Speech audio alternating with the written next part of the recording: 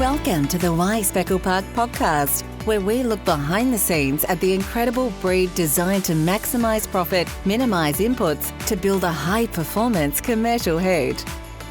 This episode is sponsored by Speckle Park, bred for lasting performance. For first access to sale information, visit jadspecklepark.com.au and subscribe to become a Jad Insider. Hello, my name is Amy Dickens and I am hosting this episode of the Speckle Park podcast with our guest Robert Constable. Robert has been an award-winning butcher based in the New South Wales Hunter Valley for 34 years and still operates his popular Robert's Meats butcher shop at Singleton. Robert has held leadership positions with the Australian Meat Industry Council for more than 20 years and is the current Deputy Chair of the Board and Chairman of the Retail Council. He is a technical advisor to the Board of MINTRAC, the National Meat Industry Training Advisory Council. He is a multi-Sausage King competition winner stemming back 30 years and is the current chairman of the World Butchers Challenge. Robert actually just got back from Paris, where he judged the World Butchers Challenge there. He has worked with Speckle Park beef for more than 15 years, so has a unique insight to share about the product. Welcome to the podcast, Robert. Thanks for having me, Amy. Tell us about your childhood. Where did you grow up and what was childhood like? I think it was fairly good. I mean, we moved around a little bit. We was obviously started out in Merriwa and where Dad sort of did day work and different things, fencing, contracting and obviously cattle work, sheep work, that type of thing. And then he got a role up on the plains at Blackville and managed a property up there. From there, we moved across to Aberdeen, where Dad took on the livestock manager's role at Aberdeen Meatworks at the time. So always horses and cattle and sheep and all things sort of farming always around and fencing and things like that. And then as time went by, we moved back to Merriwa and Dad had a shearing business spanned sort of halfway across New South Wales at one stage. And so, worked in the wool sheds and did all those things and school at Merriwa. And, I think through the winter we played polo cross. So we'd sort of get ready and travel away on either a Friday night or early hours on a Saturday morning and did that. And, pretty enjoyable, I think. I've turned out okay. So, not too bad. Any siblings? Yeah, we've got a sister and two brothers, I'm the sort of the middle one, So what would you say was your earliest agricultural memory, and did anything from your childhood inspire you to take the career path you chose?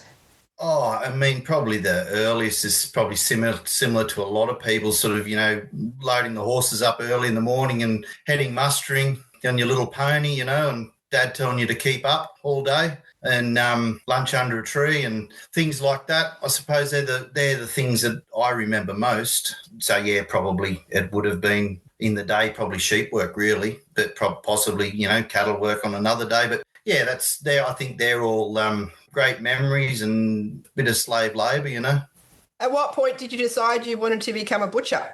I had an apprenticeship, shearing, or I was quite a small little fellow when I was at school. So I was either going to be a shearer or an apprentice jockey or a butcher. And I was probably angled and coerced into heading towards the butchering, but more than happy to do it too. And left school at a time sort of right in the middle of the recession that we had to have.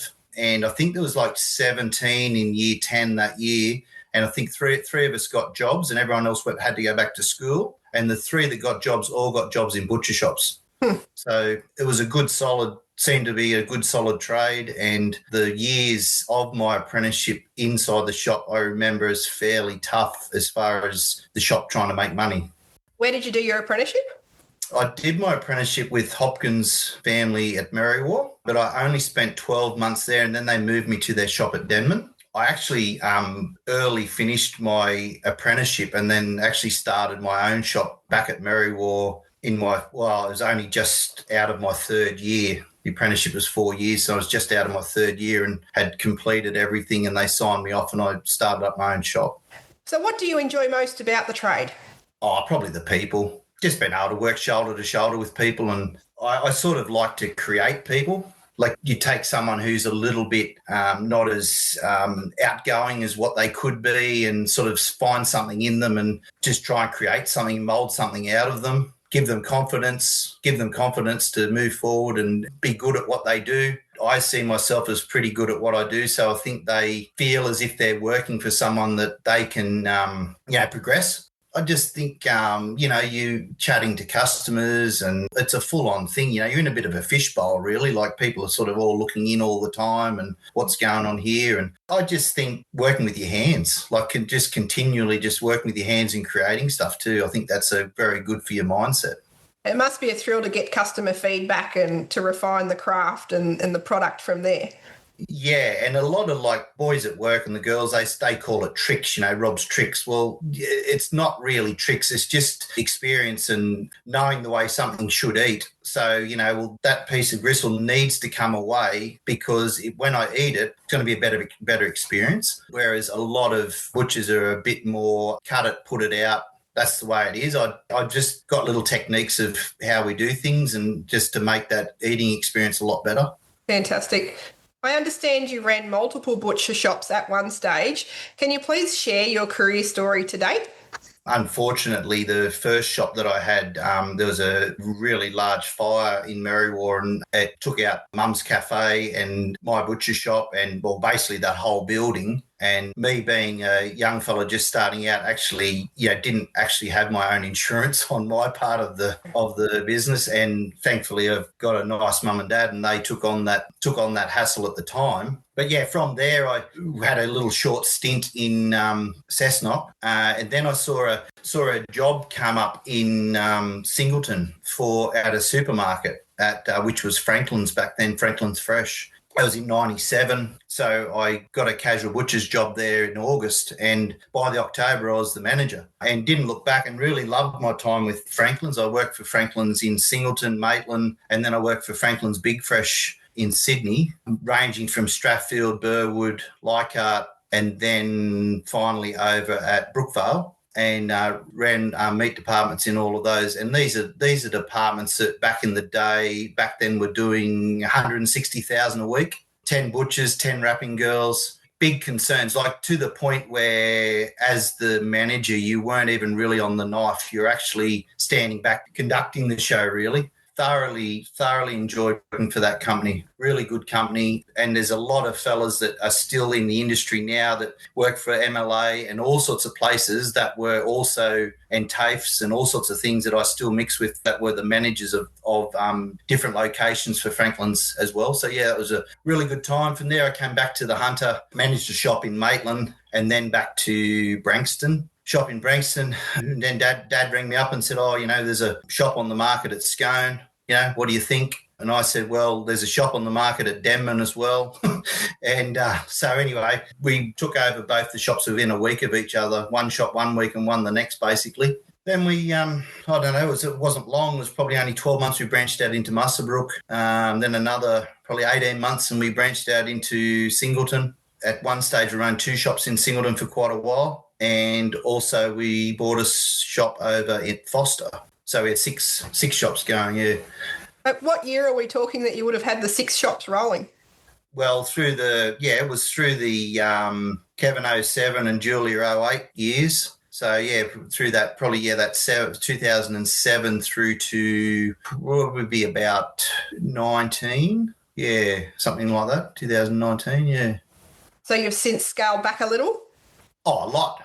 I mean, we just got the one shop, and as much as it's still as hard a work as it ever was, it's compared to having 6, it's like semi-retirement. Yeah, I bet. Yeah, 30 staff, and that's 30 nightmares. It's, let's say 80% of them are nightmares, and the rest are a dream. But yeah, big concerns and big problems, and yeah, all sorts of issues along the way, and too many hands in the till, and all sorts of things. As a butcher shop owner, what is most important to you and your customers in the product that goes through the shop? Well, I mean, the first word that comes to mind is quality, I suppose, but it's really, you can talk about it as fancy as you want, but people just want a meal. They just want a good solid meal. It doesn't matter whether you sell them chuck steak or you sell them eye fillet. I say to people, did you enjoy the ragu or the whatever the wife had made or the fella had made? Did you enjoy that as much as you enjoyed the piece of fillet when you had it? And the answer's always, oh, yeah, it was dinner, like it was lovely.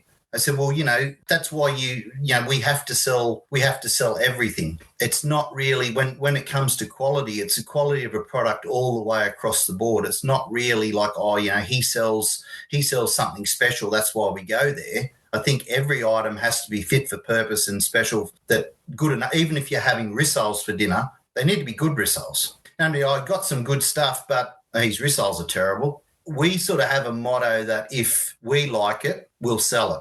If we don't like the product, well, we're not going to sell it, because how do you stand behind a product that you don't like yourself? Fair enough. So I hope that answered your question. What was your earliest involvement in the Speckle Park breed, and how has that developed over the years?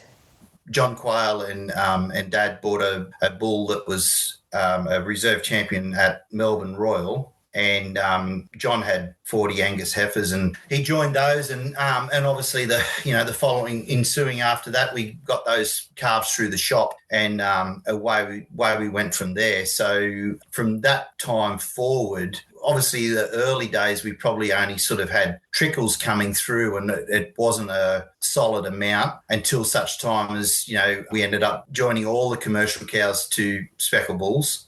To be honest with you, until they bought that bull, I didn't know anything about the breed, like hadn't read anything, didn't know anything. So obviously Dad saw something in the breed back then. But, we'd had limo bulls and Charolais bulls and cut the heads off all of them because I didn't like what I was seeing. So I presume he was just listening to my feedback and saying, well, we need to get something with a bit more marbling in it. And, these limos, and as soft as you could buy them, they still obviously had no marbling or anything. And the days of, 30 years ago, you could sell meat like that. Today, you can't sell meat like that. And I think probably, that 15 years ago, we were probably a little bit sort of pioneers as far as trying to get that intramuscular fat back into our meat in the shop. And today, if you don't have intramuscular fat in your meat, it will not sell out of the cabinet. People do not want it.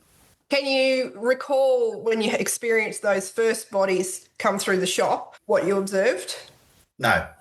No, I can't recall it. No. It was not really. I obviously like what I saw.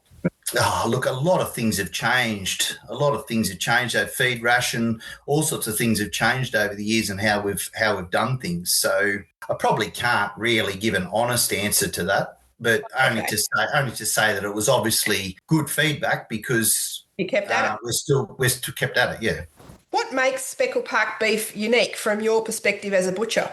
I would think the number one thing would probably be that we can bone cattle with a lot lighter skeletal structure. And I keep saying this to people, you can sell your heavier bone breeds at a yards or even at the abattoir level and still get paid for the whole carcass, the bones and all. You'll get paid a rate for that. When you're boning at a butcher shop, we are throwing all that away. So the lighter that bone can be, the less density it's got, the less thickness it's got to it, the more meat we're getting. In actual fact, you could probably say that you could afford to pay more for speckle bodies than what you would for a Charolais cross, a limo cross, a straight Angus even. We've done heaps and heaps of in-store trials, and, even against, we had people that for a lot of years that we boned bodies for them. And they're a breed that no one really cares about anymore, so I'm not even going to mention it. But the bone weight at the same age, so the weight for age, so say it was a 220 kilo body, 220 kilo bodies, so a speckle, one of ours versus this other breed, you could put the femur bone on the scales and the femur would weigh 700 grams less. The speckle would be 700 grams less for the same weight body. Well, that's got to tell you something. Absolutely. If that bone is that heavy, it's taking up space where there should be muscle. With the Speckle Park carcasses, what do you put that down to, that massive lift in red meat yield? What is it about the skeletal structure of the Speckle Park that you can put that down to?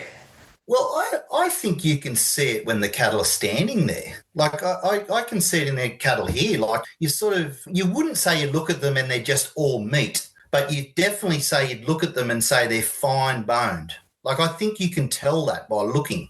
That flat boning characteristic. Yeah, you can. I think you can see it from. I mean, I don't know.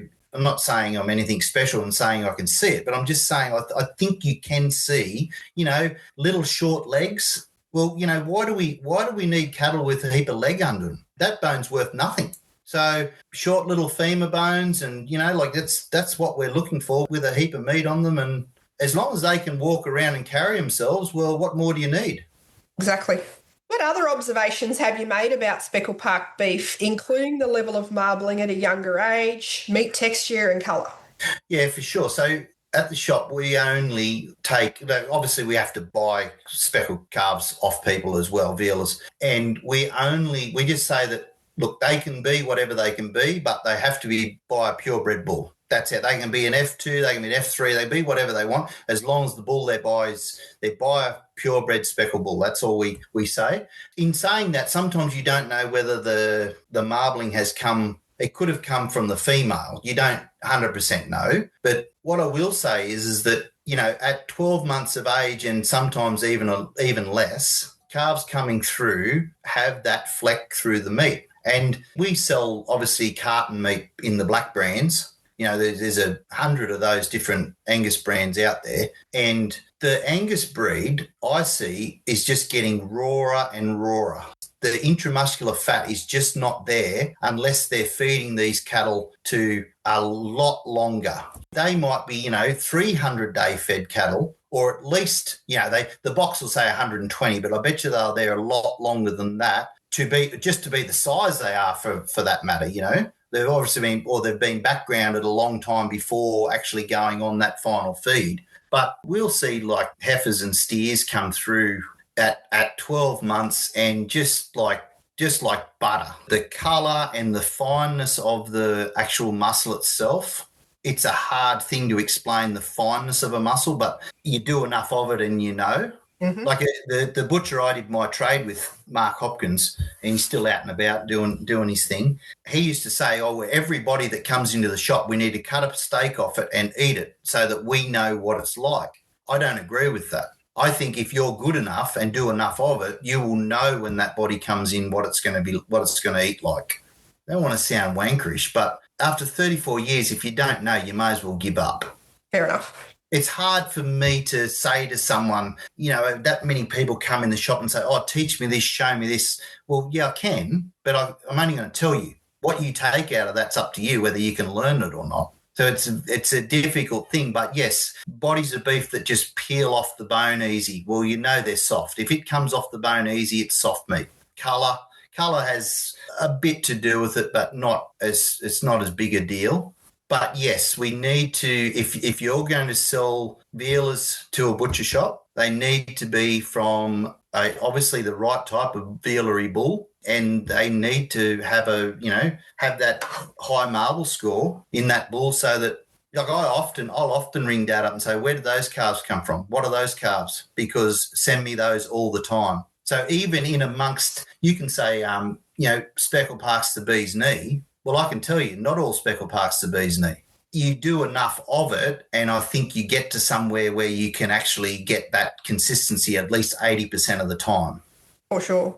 So what are the specs that you're looking at with sourcing the Speckle Park animals that go through your shop in terms of live weight, age, the carcass weight you're seeking? Yeah, what are those specs?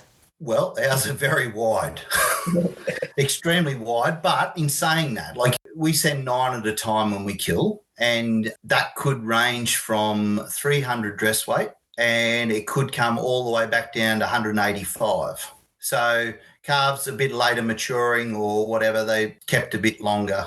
Like Dad's got a saying, if you look at them and you think they're right, leave them another month because they'll be even better. There's specs on fat cover. 4 to 6 mil. Show weight cattle are just ridiculous. It's just a total waste of, it's for shows, I gather that. But if people think that they're going to fatten cattle for show weight all the time, they're just wasting their money. We had a fellow sell us some speckled calves here in town. Great calves, but too fat, way too fat. And to the point where I said never again, because it's just ridiculous. Like, meat is way too expensive to be thrown it under the bench. On that, in our own situation here with on-farm butchery, we've noticed just how much little waste there is from a Speckle Park carcass. Has that been your experience too when compared to other breeds, just how much of the carcass gets utilised? Apart from, I'm not talking bone now, I'm talking genuine trim and waste. I think an observation I've made is that there's meat in places on speckles where it doesn't actually appear on others. So that sounds a bit silly, but say underneath the rib cage on a lot of animals, they don't sort of carry much extra meat, whereas under the rib cage of a speckle, you'll get a lot of extra meat under there. So more sausages, which is, if you've got a good sausage trade, you've got a good butcher shop. That's what I say. Yep. But yeah, look, I think it comes down to that bone structure too. I mean, if you haven't got that bone waste, well, you've got more of everything else. I think that's about the answer there. Yeah, good one. What feedback do you get from your customers about Speckle Park beef? Oh, look, our customers love it. I mean, all our ticketing says that it actually states that it's Speckle Park. So it's really interesting to stand back and, the people will be up front serving and I'll be sort of back cutting and whatever. And it's like, oh, can I have one Speckle Park rump and two Speckle Park Scotch fillets? Like, they actually say it every single time. And it's nice because they don't actually sound silly saying it either. Like, the Angus thing has been done to death, and they obviously did a wonderful job with it. But the funny thing was, when we started putting it on our ticketing, people said, "Oh, have you meant to write Speckle Pork?"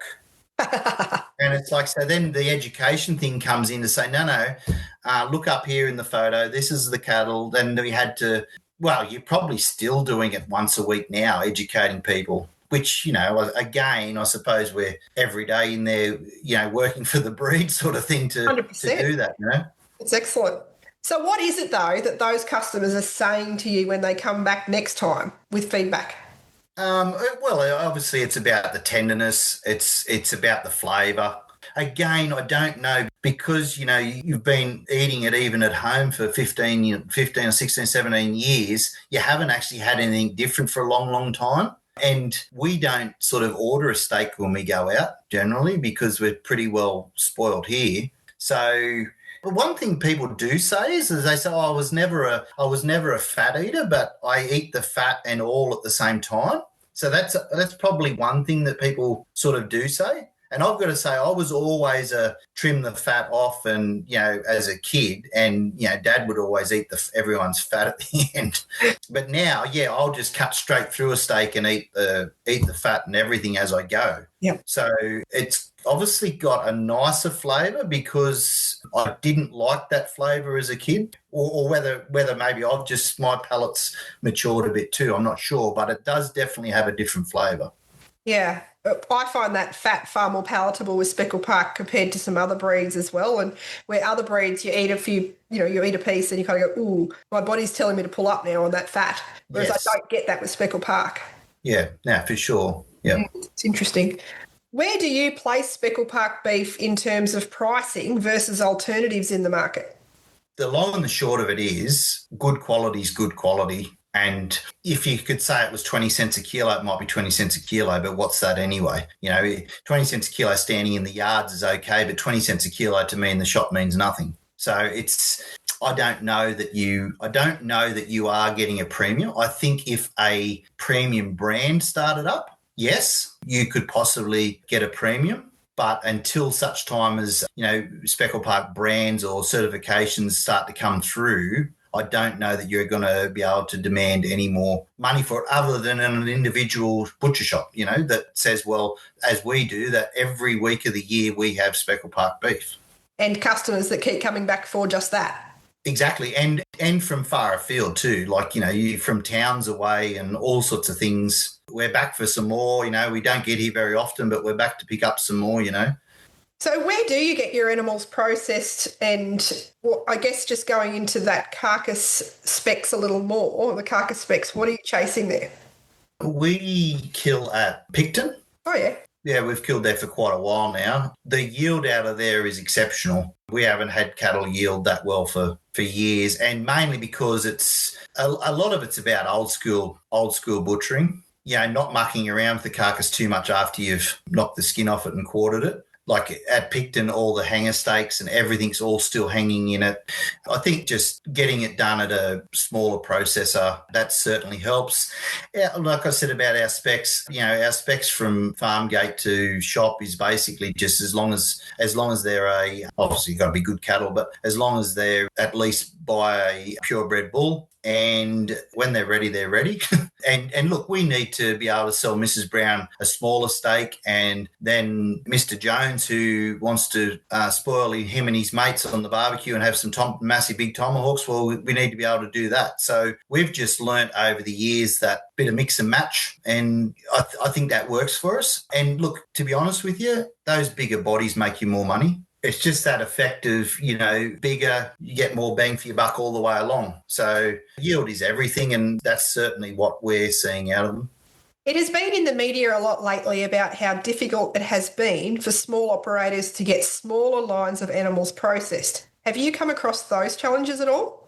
Yes, I think it's only going to get worse. Certain small processors that, seemingly wanted to be a little bit of a closed circuit, they want to be vertically integrated as well, kill their own stock, sell it to butchers. I don't really think that helps anyone, because it certainly doesn't help a producer, because, if a producer can hook up with a butcher that's going to take, 8 or 9 bodies a week, or 3 or 4, or whatever you can be geared to supply them, and at a general rate all the way through the year. So, instead of fluctuating with the market and the butcher saying to you, cattle are back this week, so I'm not going to pay you as much. And then there's all the toing and froing. You say, well, this is the product I'm going to supply you. This is the rate I want to supply it at. Are you happy with that? You do a negotiation and away you go. I think these little abattoirs that are trying to be a closed circuit, it's not going to work for them. Butchers have always tried to buy the best vealers at the market each week in their local market,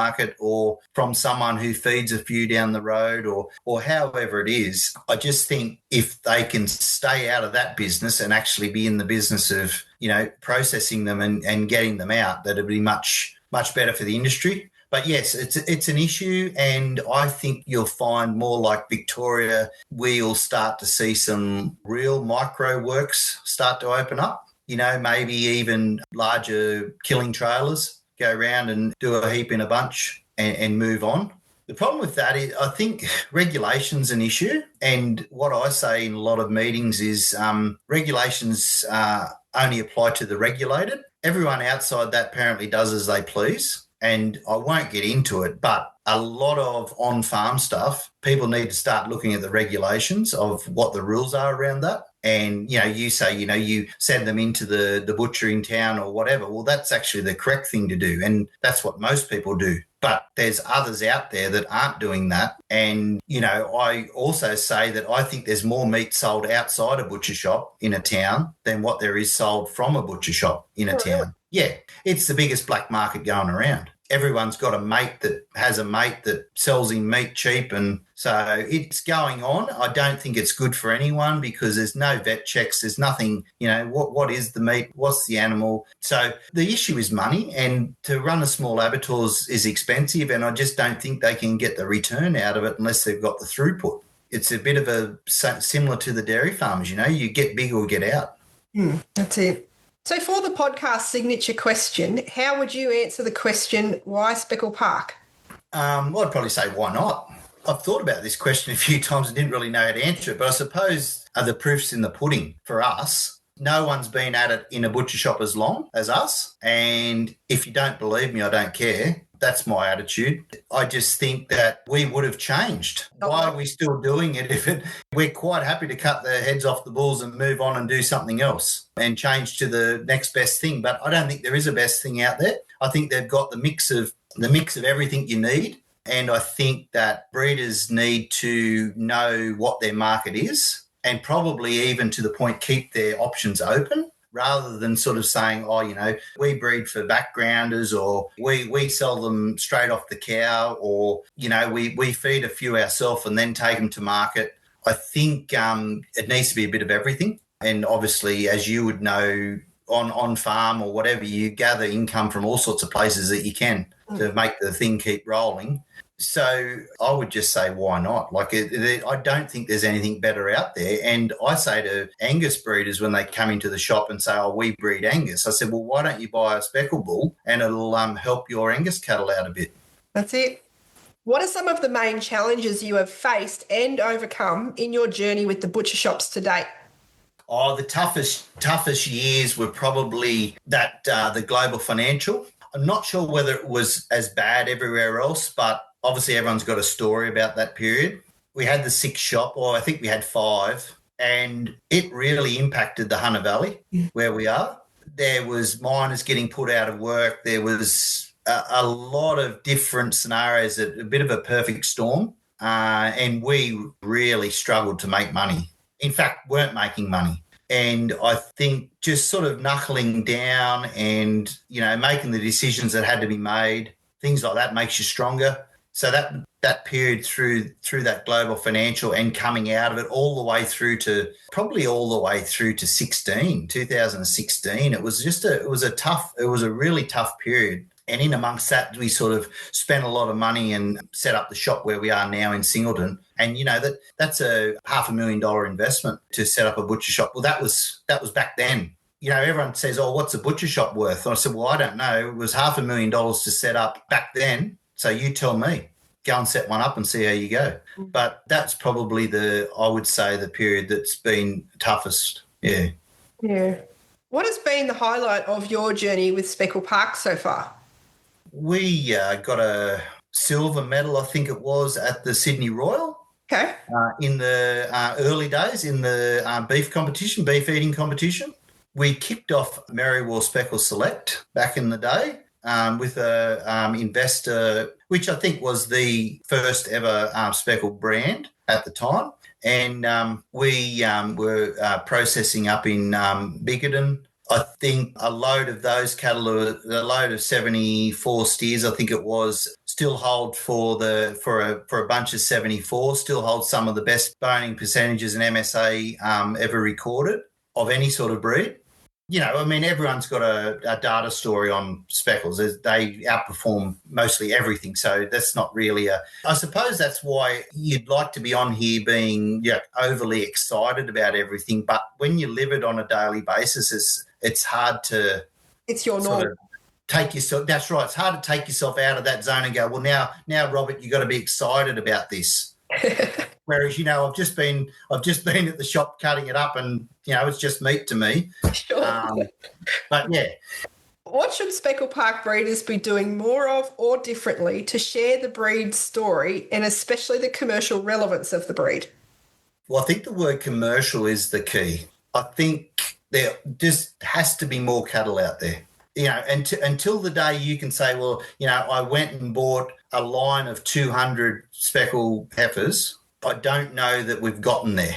Yep. Because you can go out and say, I bought 2B double loads of Angus heifers or whatever to bring into my herd or whatever you want to do with them. So I think the commerciality of it, I think everyone needs to sort of get away from the fluffiness of it all and actually knuckle down. And if that's what you really want to do, we'll get into it, because the beef industry, with everyone I talk to, from high level back to wherever across the world, are all saying that if you're in beef in the future, you're going to be making money.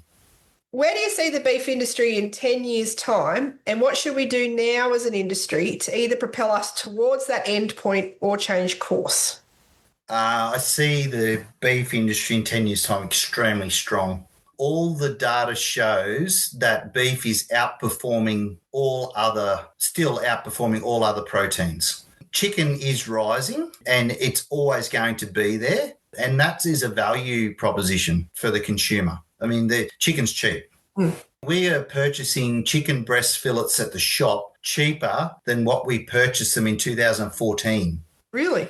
Yeah. So, again, it's a volume thing. The chicken industry, if Baiada at Tamworth were killing 100,000 chickens a night 10 years ago, they're probably doing 200,000 a night now or 150. So it's just a volume-driven industry. But beef, like only just the other day, we were presented the data from MLA, and beef is just outstripping lamb and pork big time. And obviously it's got a higher volume in the shop as well. It's a bigger animal and things like that. But it wasn't too long ago that some Sydney butchers would tell me that they sell more lamb than beef. Now, that was like shell-shocked me because we are like 60% beef in the shop. Yeah. And all other proteins fall into the 40% after that. You know, at least 60% volume of beef. There you go. Maybe it's because you're in that bubble that we were speaking about earlier and people are actually chasing you because you've got Speckle Park beef. It could be. It could be that. And, I don't know how you judge. I don't know how you judge whether that is the fact or not. But, well, look at consistency. Yeah. Consistency is the key. Be boring and keep be boring. You know, like it's the McDonald's thing. If you can produce that thing the same all the time, like it or lump it, it's the same, you know. So I think that's where you need to get to with a cookie cutter approach to things as far as good quality and just keep that good quality coming. But yeah, back to the question on the industry, I think the likes of Gina Reinhardt and people like that would not be investing in beef cattle and things like that if there wasn't going to be a dollar in it. Good point. And look at the market now, you know, the Easter market indicator sitting around that $7 and it just keeps hovering there. I really can't see that changing. I think it'll be a bit like lamb. You know, lamb about 12 years ago got on its rise and it just kept rising and levelling and rising and levelling. And I think that's what's going to happen. That's what's going to happen to beef. As a producer, if you could, you know, get your $4.50 to $5 in the market for cattle on a weekly basis, I think you're probably fairly viable. If a market comes back to $2.80, well, where do we go then? Can the local butcher withstand cattle that are going to be coming into the shop at $10 a kilo before you bone them? The answer is yes, because basically that's what ours cost us by the time they hit all year round. By the time they hit shop all year round with transport, kill, all the costs added on. So, yeah, I think it's sustainable. The world's hungry, extremely hungry. And, you look at the lamb job and you say, well, there's lambs making, are making $400 and all this sort of thing. And you sort of think, oh, well, that's the overseas market. Well, if the world is so poor, who's paying for these $400 lambs overseas? It astounds me of where this expensive meat goes.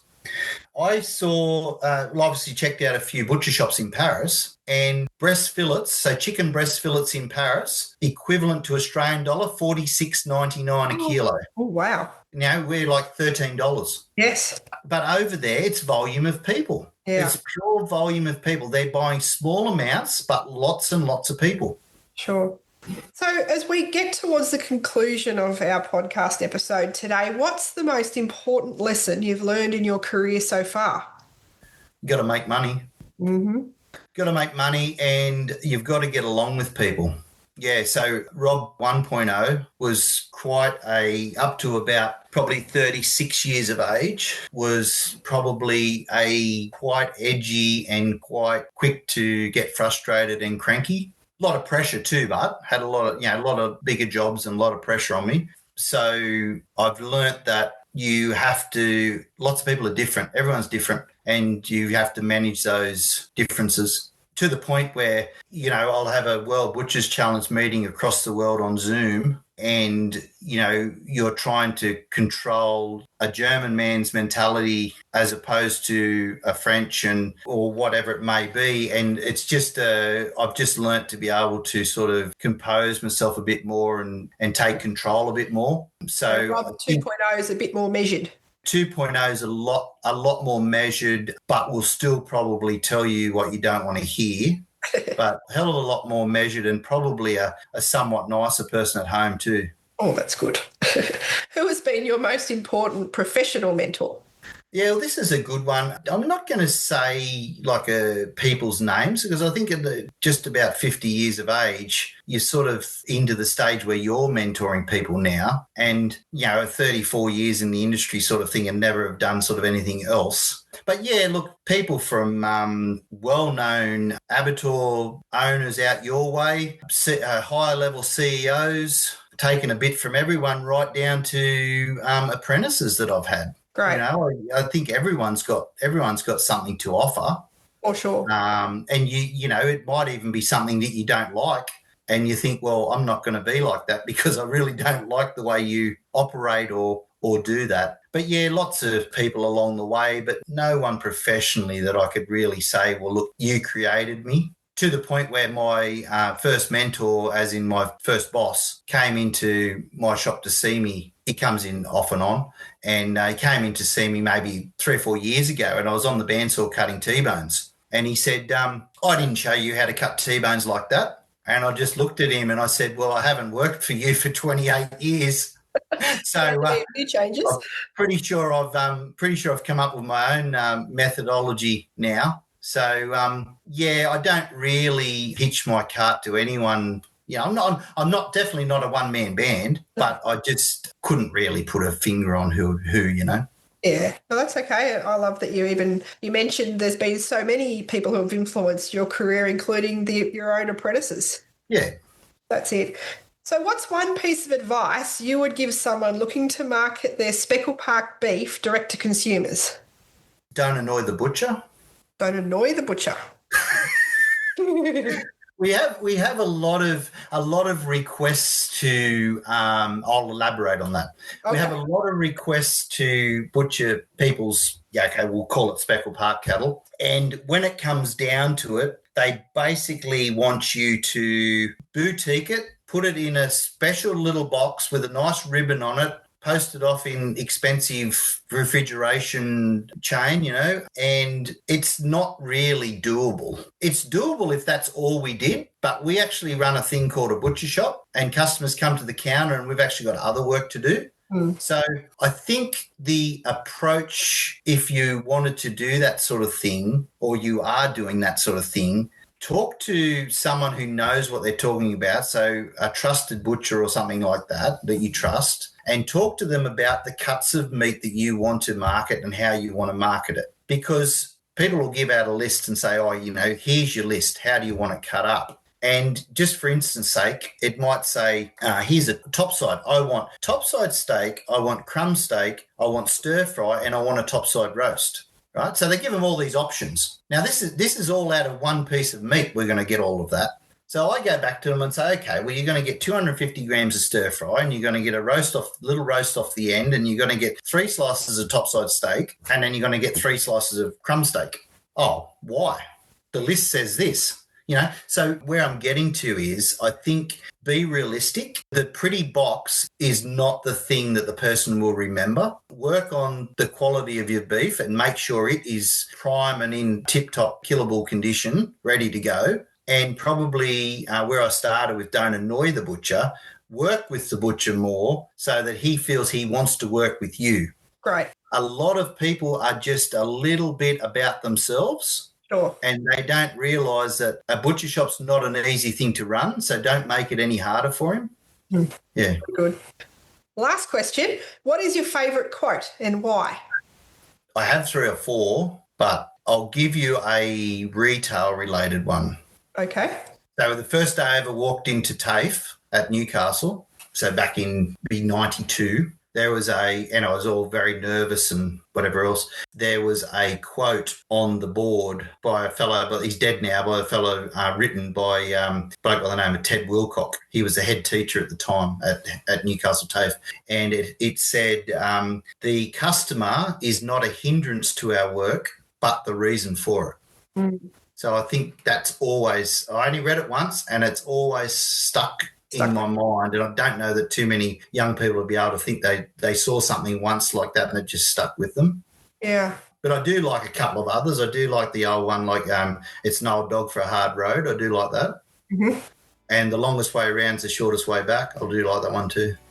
Fantastic. Well, thank you very much for joining me today on the podcast. I've really enjoyed watching your story, and gosh, we've had a bit to do with each other over the years. I think back to when we held the Y Speckle Park Open Day. I think it was in 2019, and we got a big heap of speckled beef from you because you're able to give us some quantities for the amount of people coming on the day, and it's been great to work with you over the years and follow your journey. So thank you very much for joining us. Thanks, Amy. Thanks for that.